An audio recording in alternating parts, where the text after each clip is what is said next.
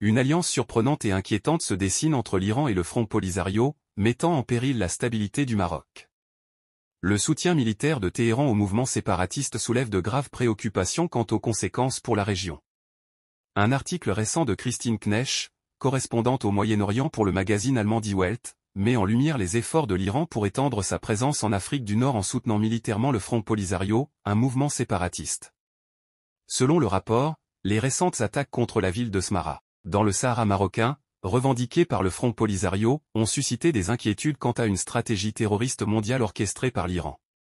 L'auteur de l'article se base sur des rapports des services de renseignement occidentaux pour affirmer que le régime chiite en Iran a mis en place un réseau mondial de milices, qu'il soutient en leur fournissant des armes, de l'argent et des entraînements. Le Front Polisario, actif dans la région de Tindouf, au sud de l'Algérie, fait partie de ces groupes soutenus par l'Iran. Le rapport souligne que le Front Polisario cherche à contrecarrer les succès diplomatiques remarquables du Maroc, qui a réussi à obtenir la reconnaissance de sa souveraineté sur le Sahara par de nombreux pays importants tels que les États-Unis, l'Allemagne, l'Espagne et les Émirats arabes unis. De plus, le Maroc a établi des relations diplomatiques avec Israël.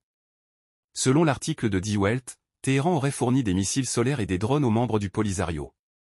Le Hezbollah, allié de l'Iran, aurait établi des camps en Algérie pour former les combattants du Front Polisario. Des rapports récents des services de renseignement occidentaux, cités par le journal, confirment les accusations du Maroc contre l'Iran et le Hezbollah. Die Welt prétend également avoir obtenu des enregistrements et des conversations téléphoniques entre des représentants du Polisario et un agent qui semble être lié au Hezbollah.